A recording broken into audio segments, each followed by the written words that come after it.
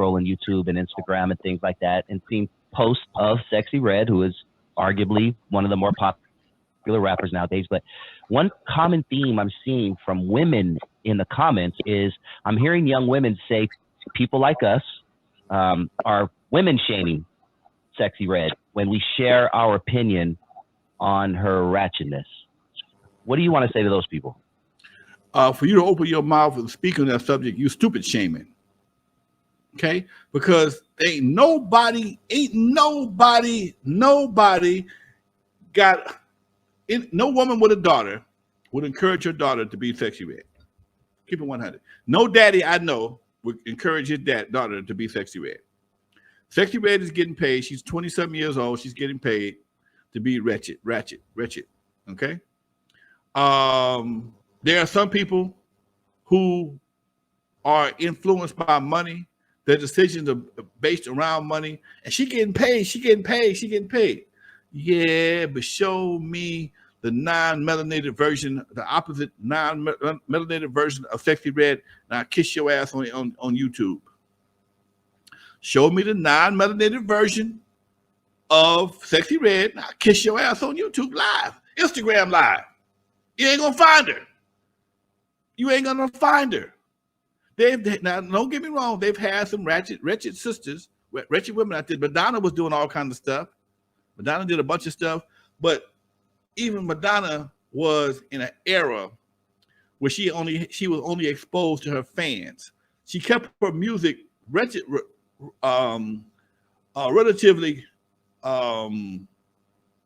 coded, where you know what she was saying, but she didn't say it.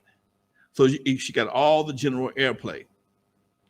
The internet has caused people to be more and more less talented because there's so many different platforms on the internet.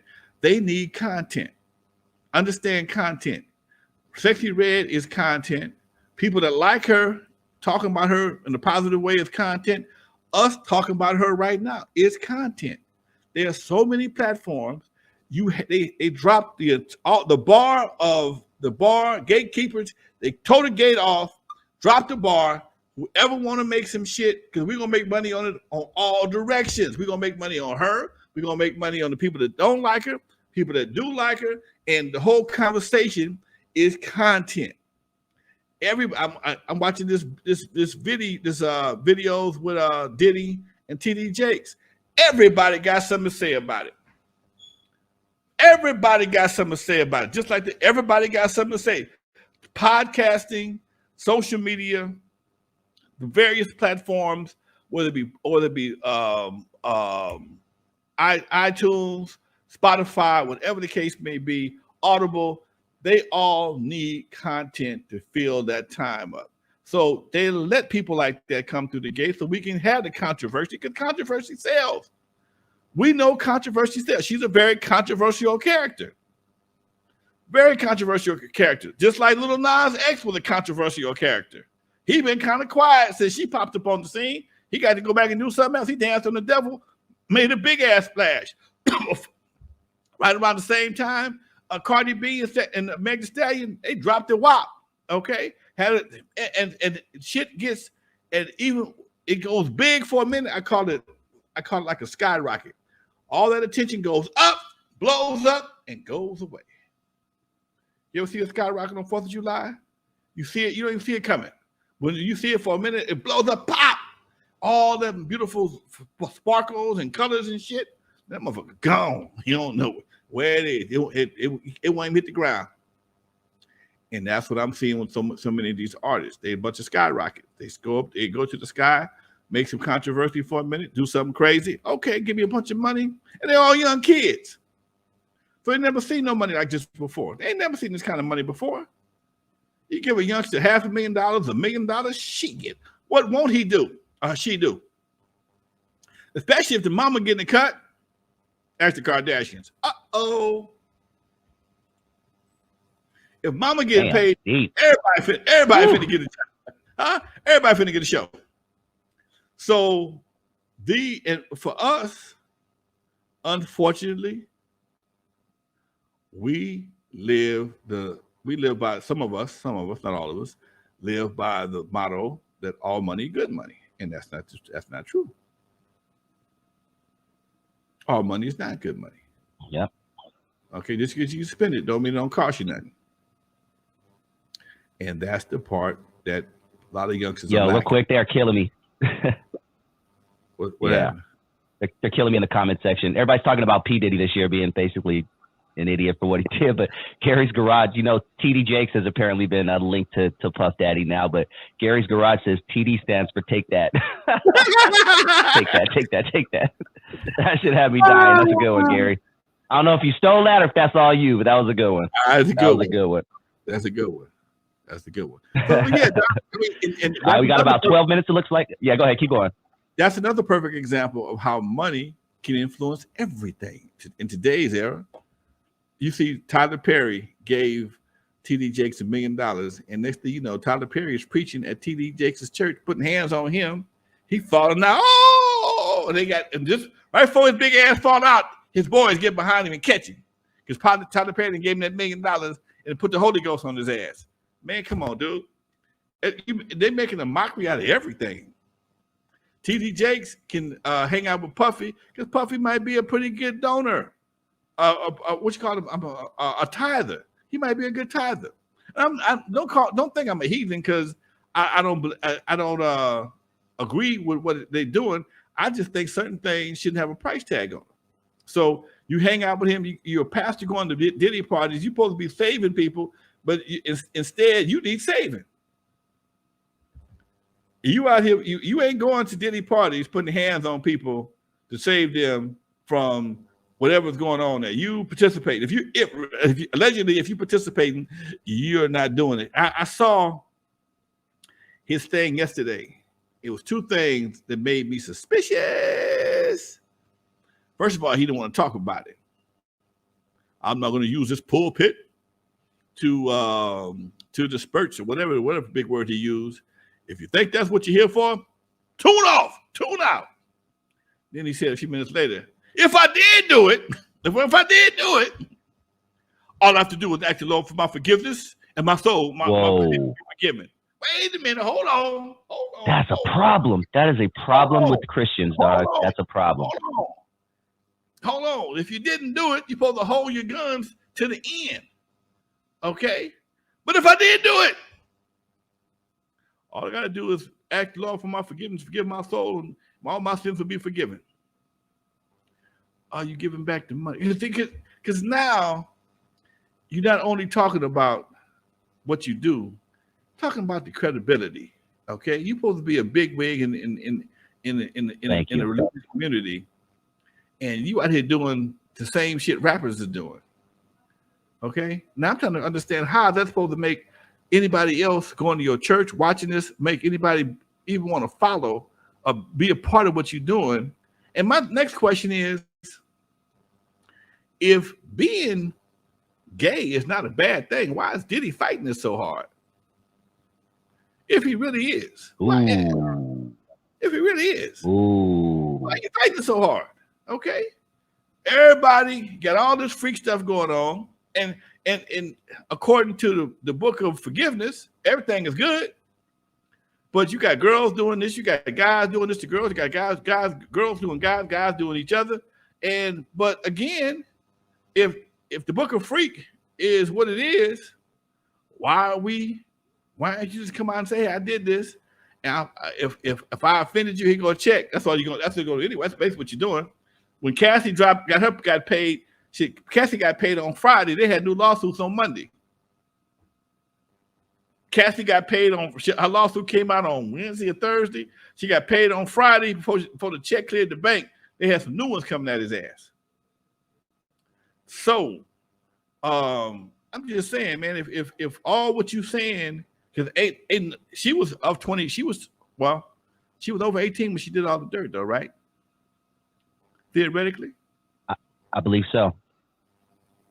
But she said she was forced into it.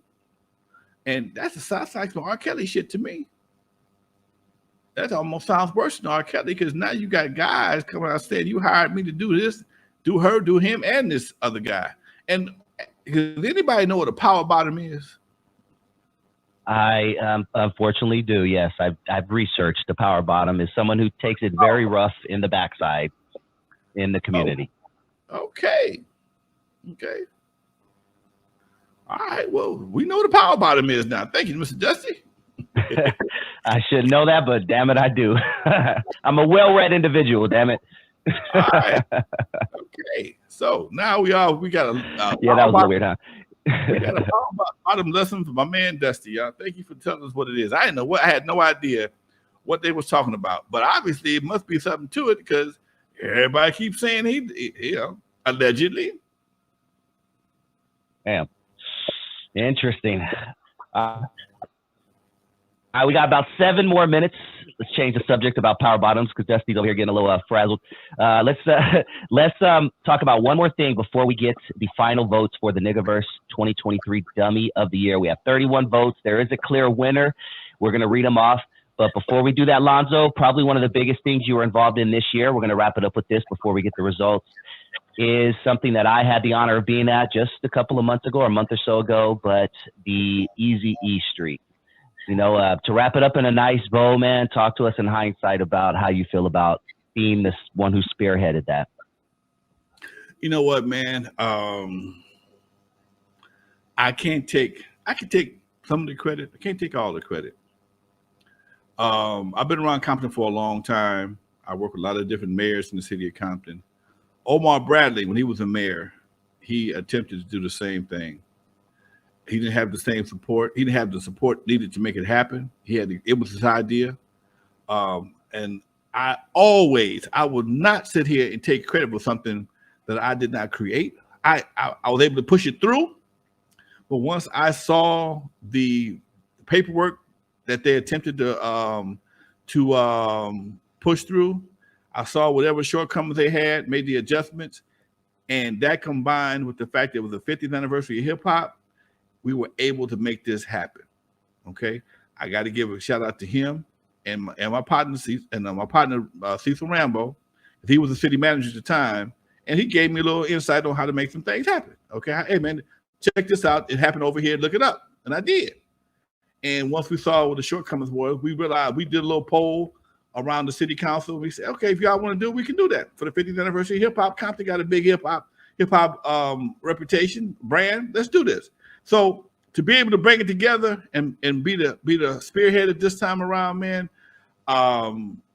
it makes me feel real good. In fact, I go down Easy Street every chance I get to. If I go to the gym, I actually need to go the other way, but I said, no, I'm going around the roundabout to go up Easy Street just because it makes my chest stick out, damn it.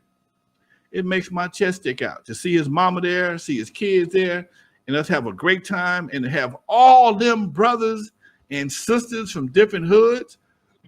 We had lowriders, we had the horses there, we had Crips, Bloods, Latinos, essays, whatever you want to call them, whatever the politically correct word is, they was all there. My nephew, who was the sheriff, he said, how in the hell you got Crips and Bloods and essays don't like Crips or Bloods, essays don't like each other, Crips and whatever. How you got them all here? Ain't nobody doing nothing stupid. I said, man, it's for a good cause, Doc. Compton has such a diverse community, dude. It's just amazing. And I think if we took more time to learn the difference in our communities, they would be a much better community. Not saying you're better, just saying we're different. Compton's one of the few cities in LA County, you can find skid marks and horse shit at the same damn corner. Skid marks and horse shit, because we got horses up the ass in Compton. They was there. You saw them. We saw. Of course, there's parts of Compton you feel like you're in a farmland. Like there's a couple streets where you're like, am I in Illinois or some shit? Like this is Compton. They got a part of Compton called Richmond Farms, where people have big ass lots, and a lot of them have horses in their backyards, and they ride them up and down Greenleaf. So yes, Compton has all this to offer, and I think it just shows you the diversity of Compton, and to be a part of this and be able to make this thing happen. I'm really proud of myself. I'm proud of my team. Proud of Compton. I'm proud of Eazy, Lil E, and Lil E. He coordinated the family. Big A, I gotta give a shout out to him. We're gonna have Big A on next week. I'm gonna call him up next week and have him on the show. Because he was a big help for me also, because I don't know everybody in the family, and I worked on the city council, Big A worked on the family, and we got a great show. And you know, I give credit where credit is due, Doc. That's how I roll. I love that. I love that. We got 2 more minutes, so let's get to the poll results. And we have 34 people in the building and 34 votes. We have the best audience. I'm gonna keep it real. You guys, you motherfuckers support. I love you guys, man. Real talk, each and every one of you. There's a clear winner, so we'll start with the apparent loser, and it's gonna go by percentage. I'm looking at it right now. 34 votes, and the least amount of people said Boosie on parole with the gun in his, or Boosie with the gun in his pocket while being a felon was the least dumbest thing. Okay. All right. Now, here we go for the winner. And the last 2 are Takeoff's killer Googling his name and Young Thug's homie passing him a Percocet in court. The winner, according to our audience, 34 votes. Drum roll. You think the Niggaverse winner of the year is Takeoff's killer Googling his name. 41%. And Young Thug's homie in Perk in court was 35%, a close second. And Boosie on parole with gun, or Boosie with a gun in his pocket while being a felon, 24%. There it is, baby. We love it. We love y'all. Thank y'all for coming out. Happy New Year. Happy holidays to everybody. We'll see you next year. Next time I see you, it's gonna be a new year, fellas. I'm gonna bring a guest. We're gonna bring some guests back on the show from time to time, folks. We already talked about it. Yeah. I'm thinking I'm gonna get Big A next week, folks. All right, a little E, 1 or 2. I'm trying to get both of them. Fuck it. I'm trying to get both of them. All right, folks. There you go. Hit that rap, though. Hit that rap. Chat room, much love to you, folks. And before I go, you got to know, for those who don't know me, for those who never heard of me, I'm the first one to put Dr. Dre in the surgery, stuck Ice Cube in the freezer until they got cold. On the eve after dark, 50-yard line Super Bowl. In the movie Straight Outta Compton, they played me like a hater of rap. Don't believe that bullshit, because it was all cap. My history goes deeper than some of y'all will ever know. Just remember that N.W.A. stands for not without Lonzo. Peace, y'all. Happy New Year.